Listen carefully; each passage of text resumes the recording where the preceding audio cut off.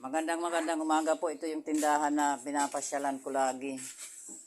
Dito po ako naglalagay sa kanila kapag wala akong ginagawa. Ayan po. Ayan po yung may-ari. Mabait na mabait yung may-ari yan sa akin. Aywan ko sa iba. Kung mabait siya sa iba. Basta sa akin mabait siya. O sa akin. Sa akin lang daw mabait. Dami ang customer dito. Palibhasa bungad. O ayan mga bata.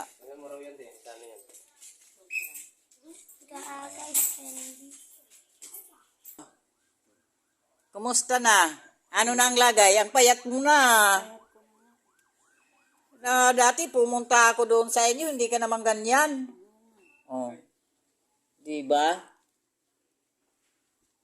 Ano bang nangyari sa'yo na pumayat ka? Nagkasakit ako. Inuulam siya, baka kulamin mo naman. Nakakainis ka naman, ha?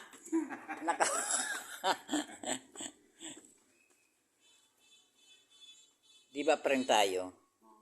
Bakit kukulamin kita? Yung akin din noon, ganyan.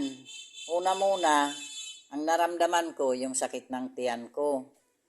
Nagpagamot ako ng nagpagamot, hindi naman nadadali sa gamot.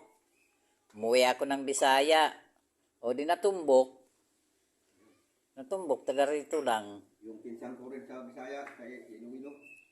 Kaya hindi ko na inano. Kinukuha yung pangalan niya. Nandito sila kasi, hindi pa sila nakauwi. Umuwi ako doon na ano. Kaya lang paminsan-minsan sumasakit kasi sabi ng manggagamot, hindi naman yan